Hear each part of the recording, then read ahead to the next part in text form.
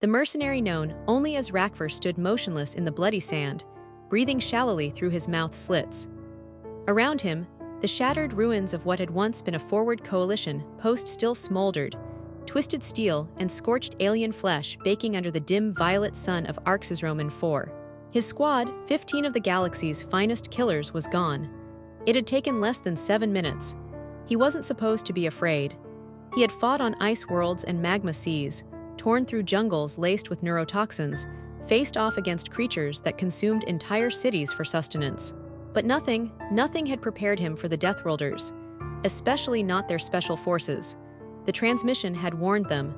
Engaging human Deathworlder special forces is not advised. Retreat immediately. But Rakver's employer, General Corps of the Threxian warlords, wanted the Earth settlement on Arxes wiped clean before the next conquered summit. Take their outpost, he had said. Make a statement. The only statement made today was with blood. 4 days earlier, on the Earth Embassy satellite orbiting Roman 4, Lieutenant Jade Arlen sat in a low-lit observation deck, sipping bitter synth coffee. She wore her combat suit partially unzipped, allowing the fabric to breathe after a full-day recon run. Her red hair was pulled into a tight braid, and her hazel eyes scanned the stars with casual detachment.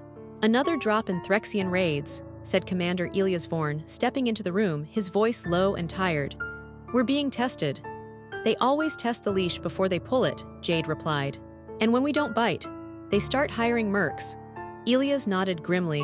That's why they're calling up Spectre squads. Jade sat up straighter. Which team? You. Spectre 3 was a Deathworlder Special Forces unit, Earth's elite among elite. Soldiers trained not just for survival, but domination, built to operate in impossible environments, mentally conditioned to counter species that didn't even see humans as fully sentient. Jade didn't blink. When and where? Surface, Roman 4, 3 days. Threxian-funded mercenaries have claimed territory near our science sector. Intel suggests they're planning an orbital strike on the Civ labs. You're to intercept and end the threat. No survivors. Jade nodded once. Copy that.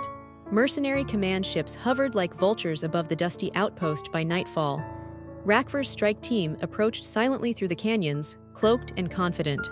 They were Yataki shredders, Grunther brutes, Vossen minebreakers, a patchwork of apex predators who had never lost a coordinated assault. The humans, according to their data, numbered less than 10. Some civilians, a few scientists, 1 or 2 guards. They entered the perimeter in a ripple of shadows and plasma blades.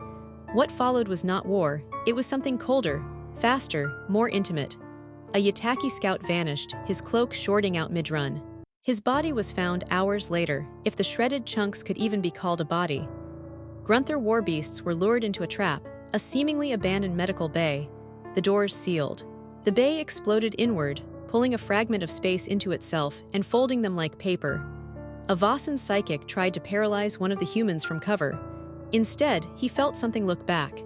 His mind snapped like brittle wire.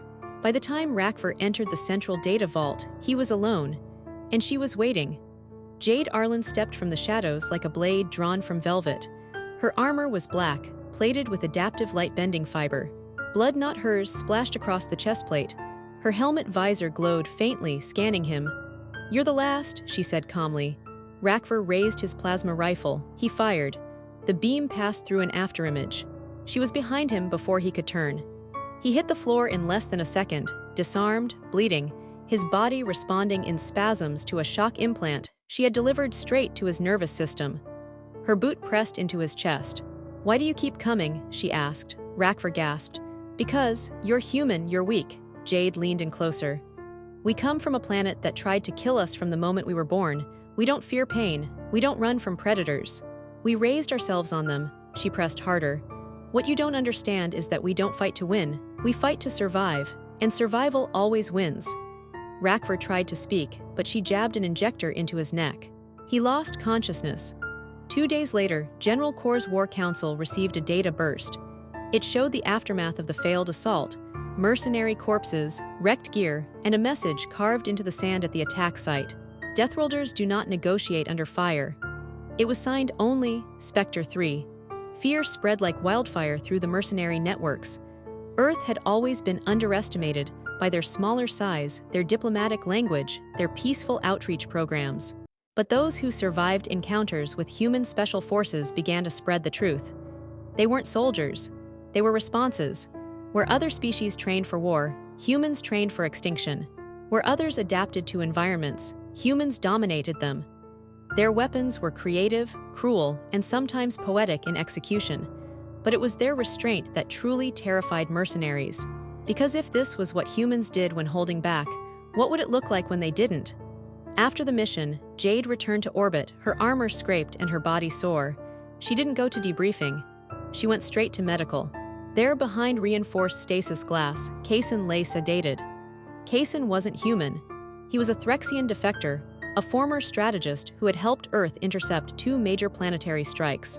His skin shimmered slightly, thin scales running up his neck, but his eyes, they were fully alien, and yet completely hers. He had taken a plasma bolt meant for Jade weeks earlier. She placed her hand gently on the glass. "You better wake up soon," she whispered.